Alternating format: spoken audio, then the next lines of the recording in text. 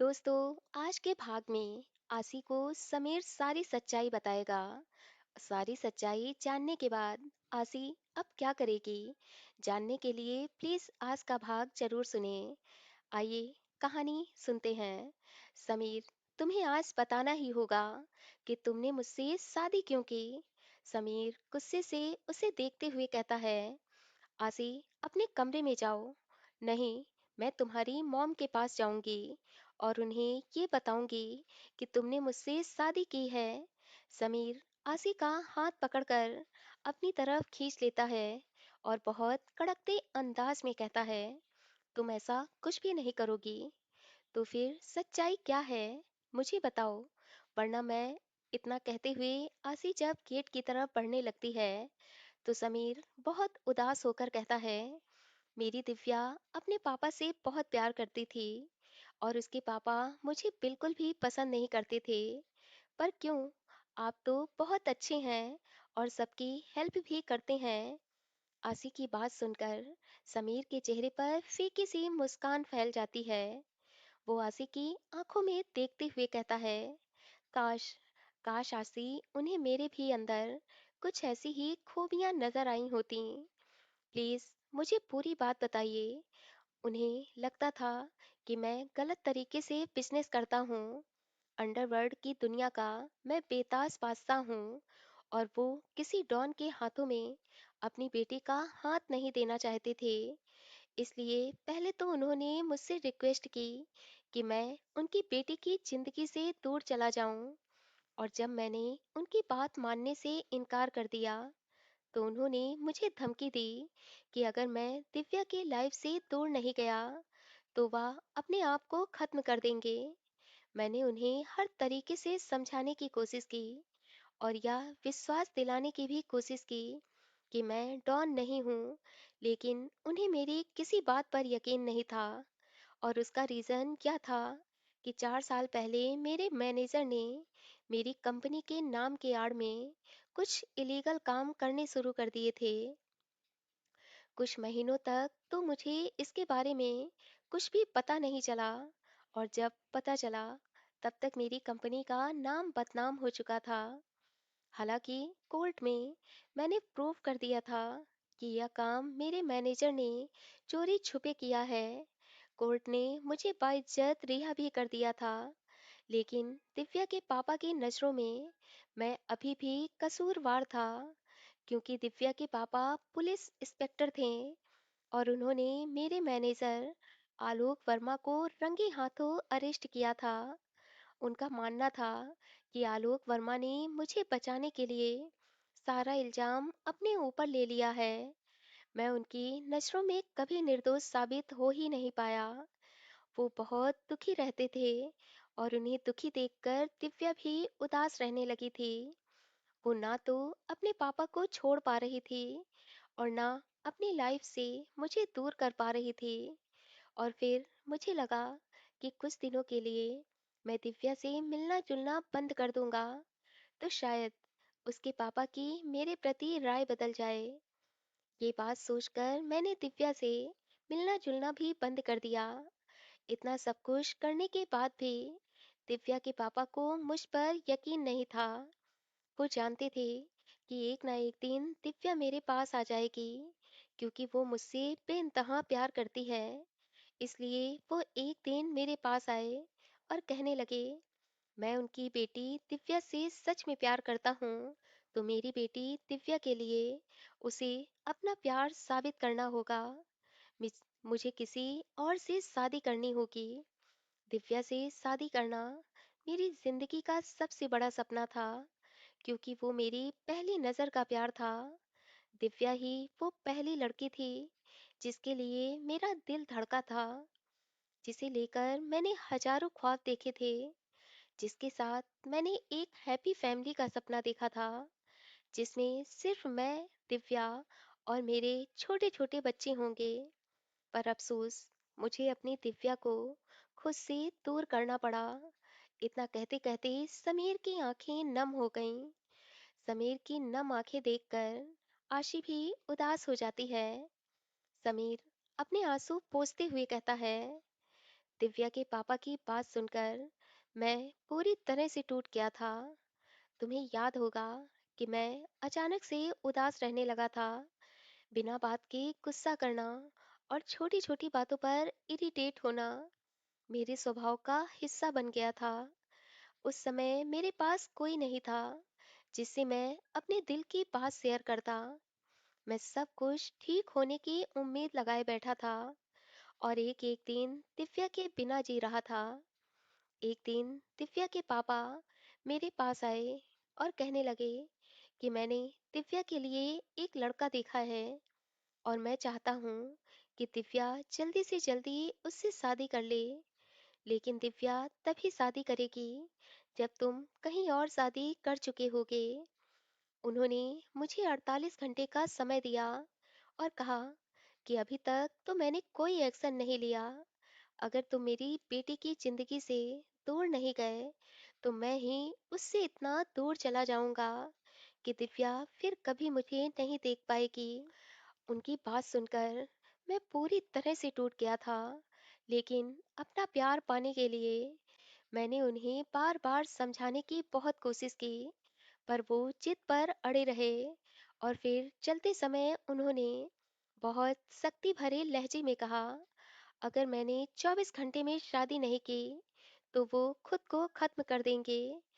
पर मेरे जैसे डॉन से वो दिव्या की शादी तो किसी कीमत पर नहीं होने देंगे। मुझे दिव्या ने बताया था कि वो बहुत जिद्दी हैं और अगर कोई बात मन में ठान लेते हैं तो वो करके ही मानते हैं। मैं दिव्या को कभी भी खुद से अलग नहीं करना चाहता था, लेकिन मैं ये भी जानता था कि दिव्या कभी भी अपने पापा को खोकर मेरे साथ खुश नहीं रह पाएगी। यही बात सोचकर मैंने शादी करने का फैसला कर लिया था। उस समय मेरे पास शादी के अलावा कोई दूसरा ऑप्शन नहीं था। मुझे कुछ भी समझ में नहीं आ रहा था। मैं दिव्या के अलावा किसी भी लड़की को नहीं जानता था, लेकिन जब तुम मेरे सामने आई तो मुझे एहसास हुआ कि शायद तुम मेरी प्रॉब्लम सॉल्व कर सकती हो। इसलिए उस रोज मैंने तुमसे अपने दिल की बात कही। मैंने मन में डिसाइड कर लिया था कि मैं शादी तो जरूर किसी दूसरी लड़की से कर लूंगा, लेकिन बच्चे मैं कभी भी प्लान नहीं करूंगा, क्योंकि दिव्या को बच्चे बहुत पसंद थे। वो अक्सर मेरे साथ अनाथ आश्रम जाती और वहाँ बच्चों के साथ खूब खेलती। बच्चों से बातें करते समय वो इतना खो जाती कि देखने से ऐसा लगता कि वो सच में शादीशुदा है और वो बच्चे उसी के हैं। बच्चों को लेकर दिव्या के इतने सपने थे कि मैं उसके अलावा किसी और के साथ अपने बच्चों के होने की कल्पना भी नहीं कर सकता। इतना कहते हुए समीर वहीं बेड पर बैठ गया था।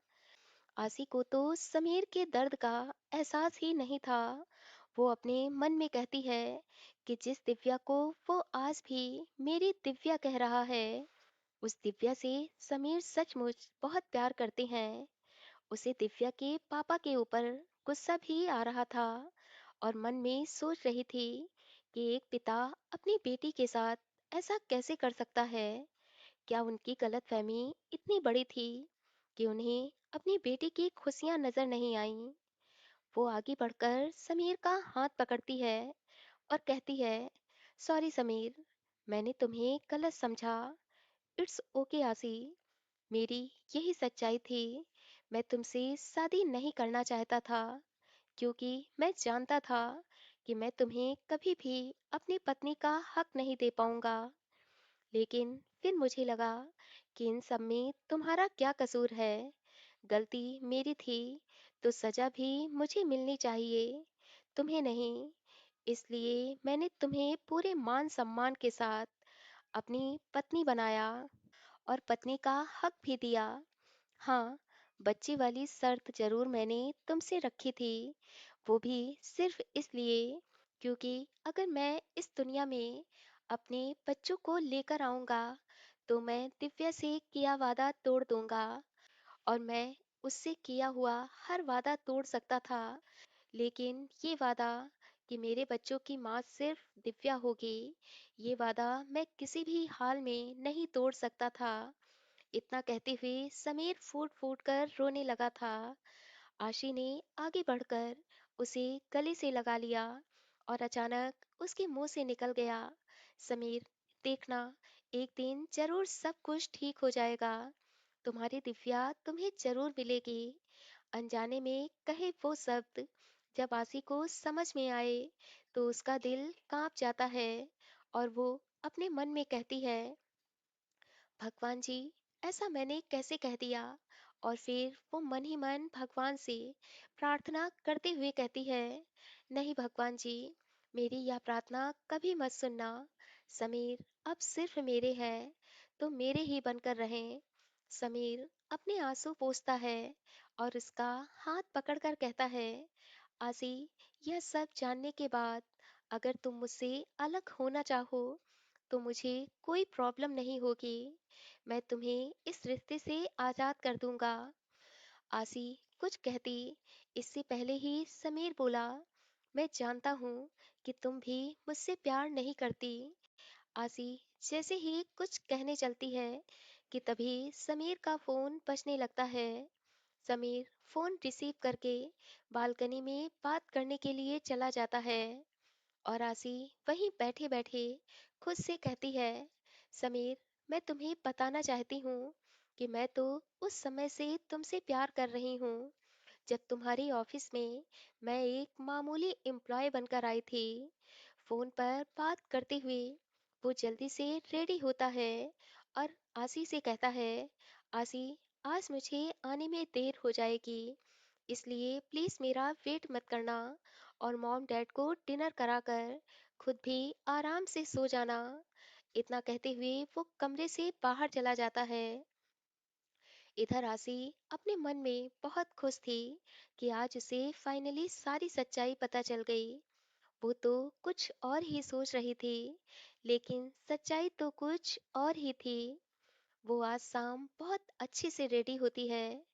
डिनर डाइनिंग टेबल पर लगाकर समीर के मॉम डैड को बुलाने चली जाती है। समीर के मॉम डैड आपस में बातें कर रहे थे कि तभी आसी वहां पहुंचती है। अर्पिता जी आसी को कुछ फोटोज दिखाते हुए कहती हैं, आसी, बताओ, तुम्हें समीर के लिए कौन सी लड़की अच्छी लग रही है।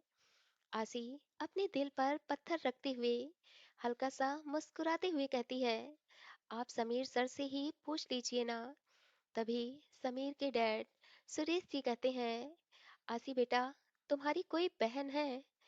नहीं सर, अफसोस, अगर तुम्हारी कोई बहन होती तो मैं उसकी शादी जरूर अपने समीर से करवा देता, क्योंकि तुम मुझे बहुत अच्छी लगती हो।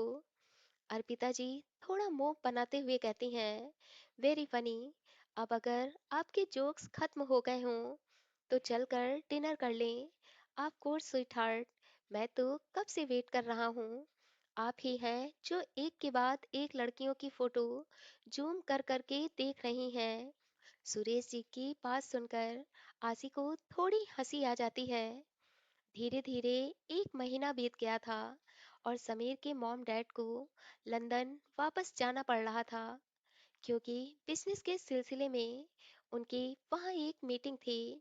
अर्पिता जी समीर को सारी फोटोज सेंड करते हुए कहती हैं, अब जल्द से जल्द तुम डिसाइड कर लो कि तुम्हें किस लड़की से शादी करनी है, क्योंकि एक महीने बाद मैं वापस आ रही हूँ और फिर मैं तुम्हारी कोई बात नहीं सुनूंगी। समीर हंसते हुए कहता है, ओके मॉम, मैं बहुत जल्दी एक बहुत बड़ा फैसला लेने वाला हूँ। आपको आपकी बहू मिल जाएगी।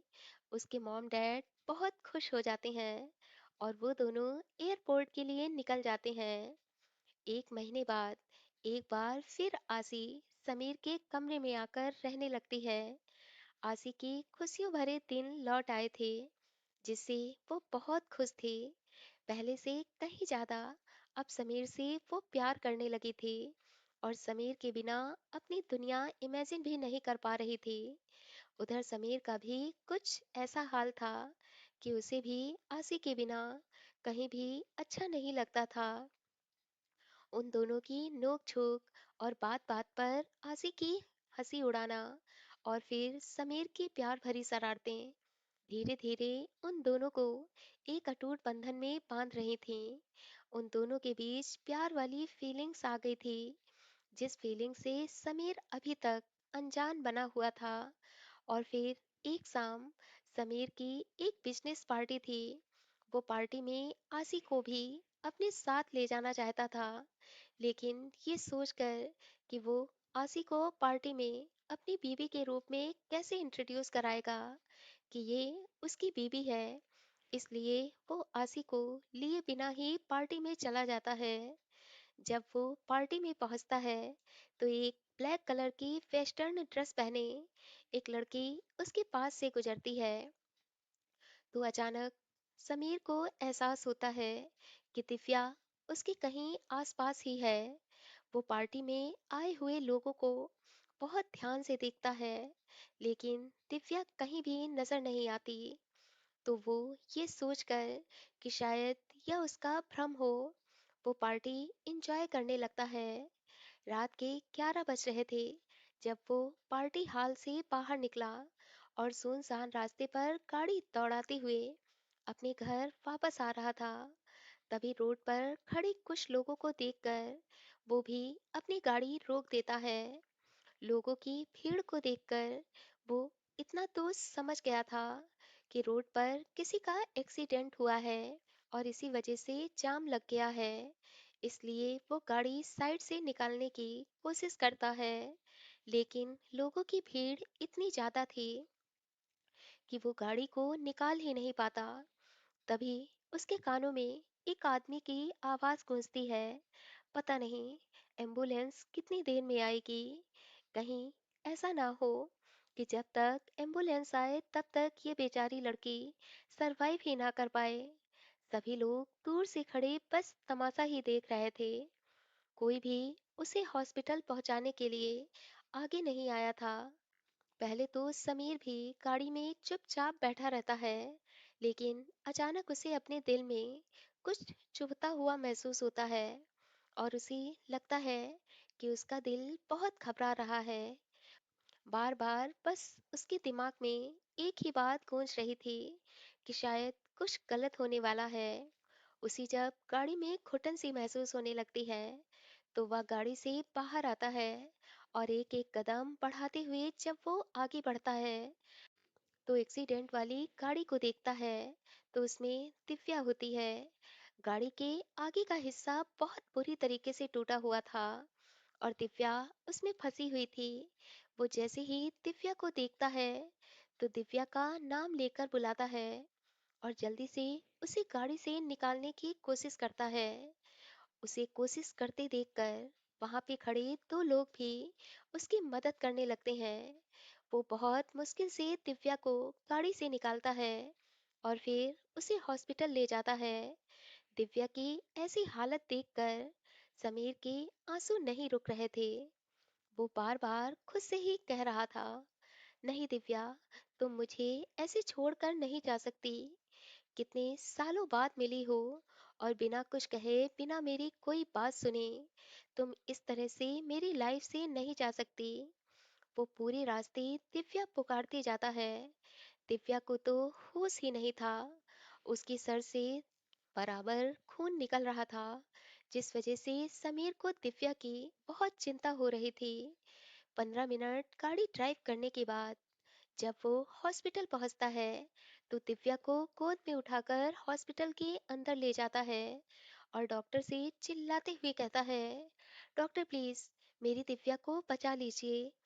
डॉक्टर समीर को दिलासा देते हुए कहते हैं, मिस्टर ओबराय, आप बिल्कुल भी चिंता मत करें, पेशेंट को कुछ भी नहीं होगा। आप बस हिम्मत रखें और मुझे अपना काम करने दें। उसकी चिंता और भी बढ़ती जा रही थी। इधर आसी बार बार समीर के फोन पर कॉल कर रही थी, लेकिन समीर का फोन तो गाड़ी में ही छूट गया था। हर बात से अनजान आसी को अब समीर की बहुत चिंता होने लगी थी। वो ऑफिस के मैनेजर को कॉल करके पूछती है कि आज कौन सी बिजनेस पार्टी थी जिसमें समीर गए हुए थे। मैनेजर उसे बिजनेस पार्टी की लोकेशन भेजता है। तो आशी वहां पर जाकर देखती है तो उसे समीर कहीं भी नहीं दिखता। वो बुझी मन से घर वापस आ जाती है। पूरी रात वो सोफे पर बैठे ही बैठे समीर का इंतजार करती रहती है, लेकिन समीर नहीं आता। उसे समीर की बहुत ज्यादा चिंता होने लगती है।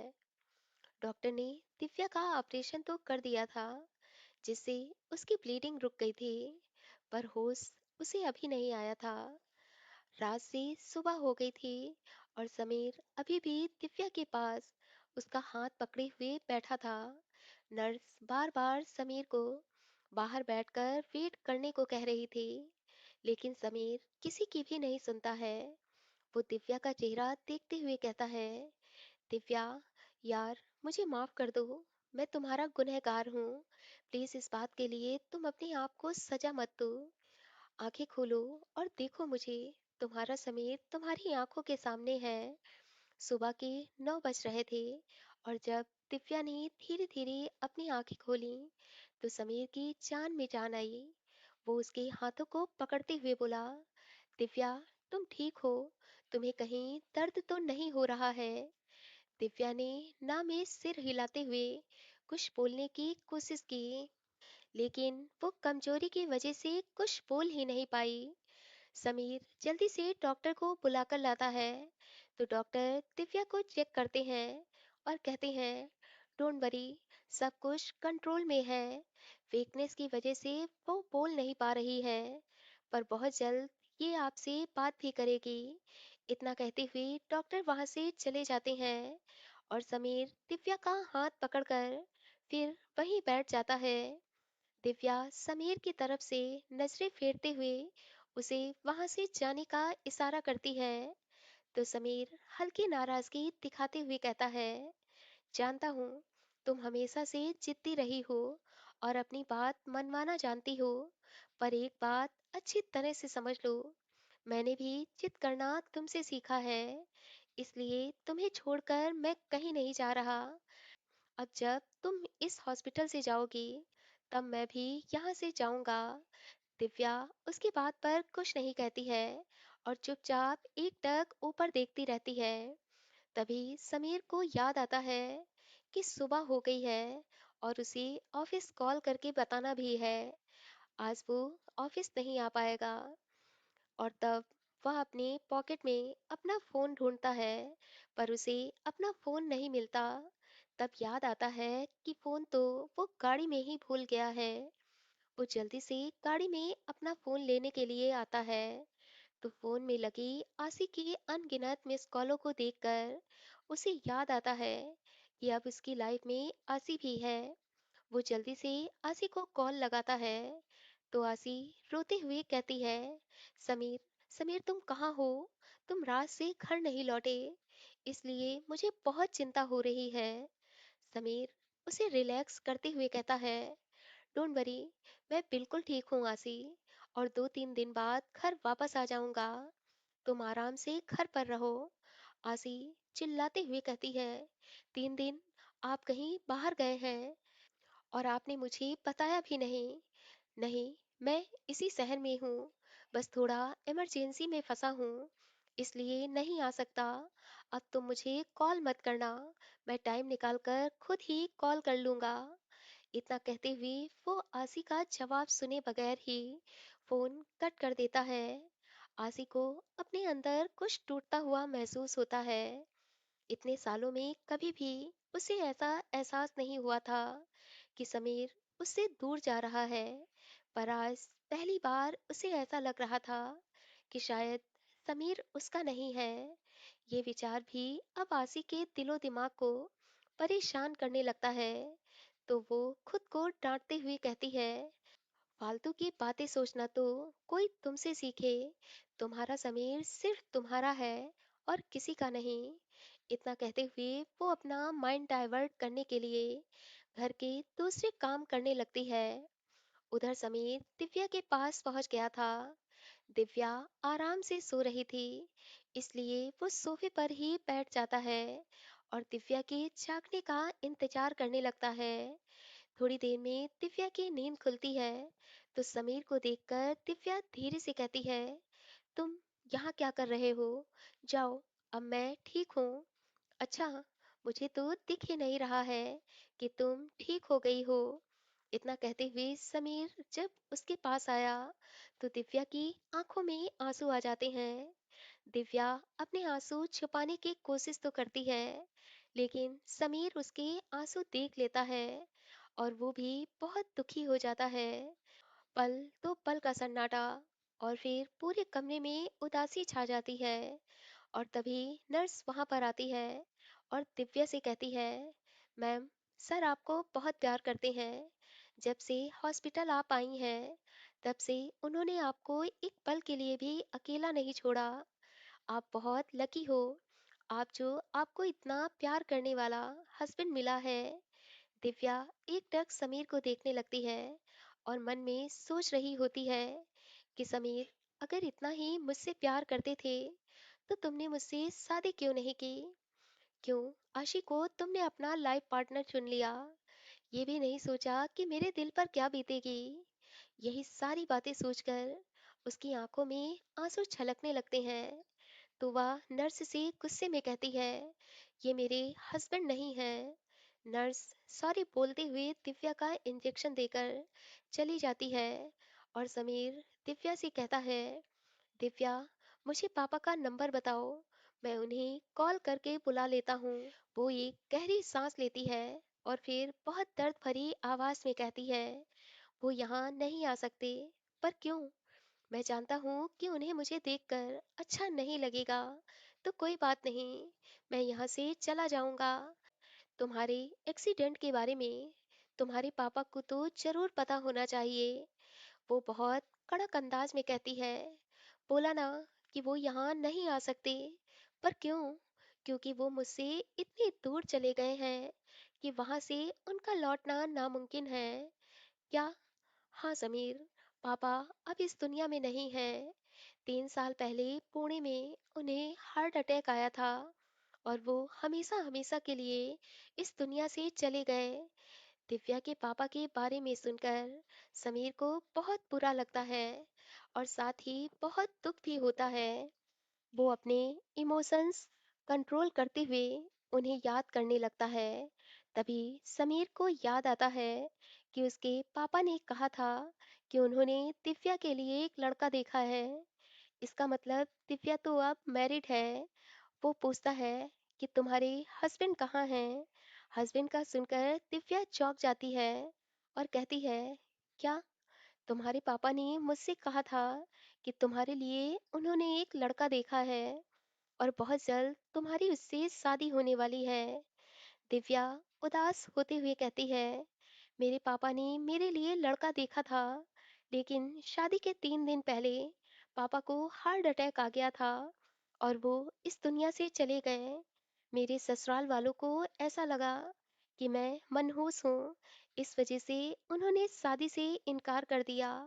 हालांकि वो लड़का बहुत अच्छा था और वो मुझसे कोर्ट मैरिज भी करना चाहता था, लेकिन मैं नहीं चाहती थी कि किसी का बेटा मेरी वजह से अपनी फैमिली से अलग हो। इसलिए मैंने खुद ही अपने कदम पीछे कर लिए। दिव्या की बात सुनकर समीर को बहुत दुख होता है और साथ ही बहुत पछतावा भी होता है कि आखिर उसने इतनी जल्दी दिव्या के पापा की बात क्यों मानी थी। और अगर बात मान भी ली थी तो कम से कम शादी के बाद भी वो दिव्या के बारे में पता कर सकता था। लेकिन एक बार आशीष से शादी करने के बाद उसने दिव्या की तरफ मुड़कर भी नहीं देखा। उसे अब अपने आप पर ही बहुत गुस्सा आ रहा था। दिव्या तो इस बात से अनजान थी कि उसके पापा की वजह से वो समीर से जुदा हुई थी।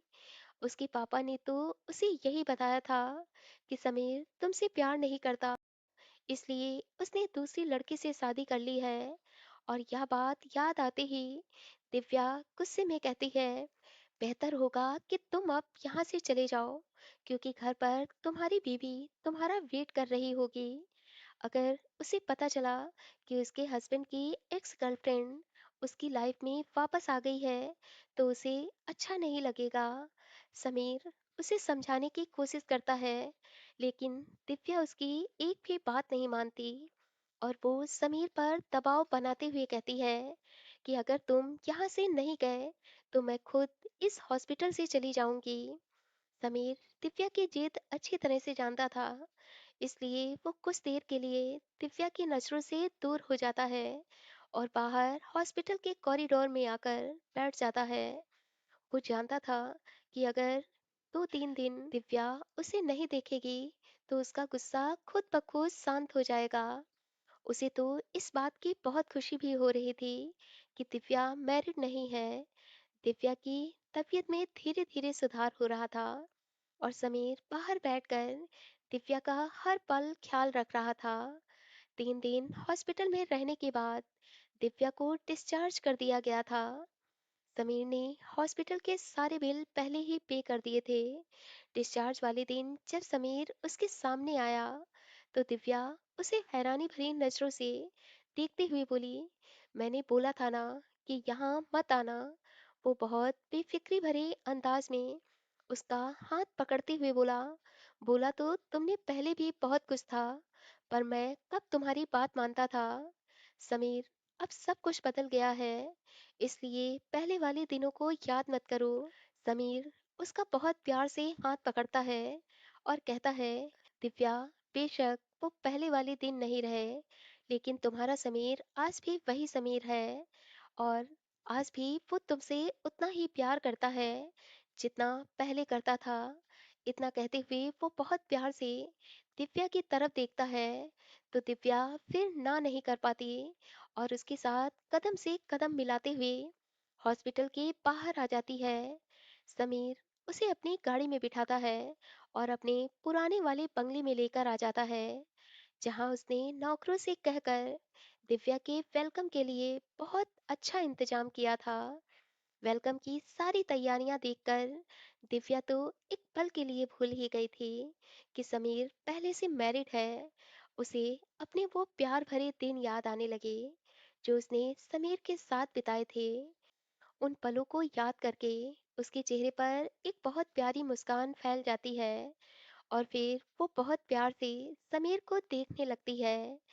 समीर जब देखता है कि दिव्या उसे बहुत प्यार भरे अंदाज में देख रही है तो वह उसके बिल्कुल करीब आ जाता है और धीरे से उसके कान में कहता है, इस तरह से ना देखो कि मैं फिर कोई गुस्ताखी कर बैठूं। दिव्या बहुत प्यार से उसके सीने पर मुक्का मारती है और कहती है, तुम आज भी मेरे वही दिल फेक आशिक हो जो अपनी आशिकी से मेरा सारा गुस्सा खत्म कर देता था और हमेशा रहूंगा भी। इतना कहते हुए वो दिव्या को अपने गले से लगा लेता है। दिव्या भी उसे अपनी बाहों के घेरे में ले लेती है। उधर आसी बहुत बेचैनी से कमरे में टहल रही थी। उसे ऐसा लग रहा था कि मानो कोई उसे समीर से दूर कर रहा हो। उसकी बेचैनी जब इस कदर बढ़ गई कि उसे सांस लेना भी मुश्किल लगने लगा, तो उसने फौरन समीर को फोन लगाया और गुस्से भरे लहजे में बोली, समीर, आपको पता है मैं आपका कब से वेट कर रही हूँ। आप अभी इसी वक्त घर आ जाइए, मुझे आपसे बहुत ज़रूरी बात करनी है। सॉरी आसी, मैं अभी नहीं आ सकता क्योंकि मेरी एक बहुत इम्पोर्टेंट मीटिंग है। आसी तो पहले ही ऑफिस में पता कर चुकी थी कि समीर ऑफिस में नहीं है, इसलिए वो तुरंत समझ जाती है कि समीर उससे झूठ बोल रहा है क्योंकि समीर की कोई भी इम्पोर्टेंट मीटिंग नहीं है। यह बात याद आते ही आजी को बहुत गुस्सा आता है। वो गुस्से में फोन बेड पर पटक देती है और दोनों हाथों से अपने चेहरे को छुपाते हुए फूट फूट कर रोने लगती है। उधर समीर, जिसे आसी की जरा सी भी परवाह नहीं थी, वो तो बस दिव्या का हाथ पकड़े हुए अपने उन दिनों को याद कर रहा था जब वो और दिव्या कॉलेज में थे। समीर तो यह तक भूल गया था कि रात के 12 बज रहे हैं और उसे अब घर जाना चाहिए। दिव्या जब घड़ी की तरफ देखती है तो उसमें 1 बज रहे थे। वो समीर से कहती है, आज की रात यहीं रुक जाओ। समीर तो कब से दिव्या के साथ कुछ टाइम बिताना चाहता था, इसलिए दिव्या के यह कहने पर वो वहीं रुक जाता है और फिर उस रात समीर दिव्या को अपनी शादी की सारी सच्चाई बताता है। समीर दिव्या को ये भी बताता है कि वो आशी से बिल्कुल भी प्यार नहीं करता उसने तो आशी से शादी भी इसीलिए की थी क्योंकि उसके पापा उसे शादी के लिए फोर्स कर रहे थे। लेकिन अब जब उसके पापा इस दुनिया में नहीं हैं, तो वो इस शादी को कंटिन्यू नहीं करेगा। वो दिव्या का हाथ पकड़ते हुए कहता है, दिव्या, मैं तुम्हें खुद से अब कभी दूर नहीं करूंगा और हमेशा तुम्हारे साथ रहूंगा।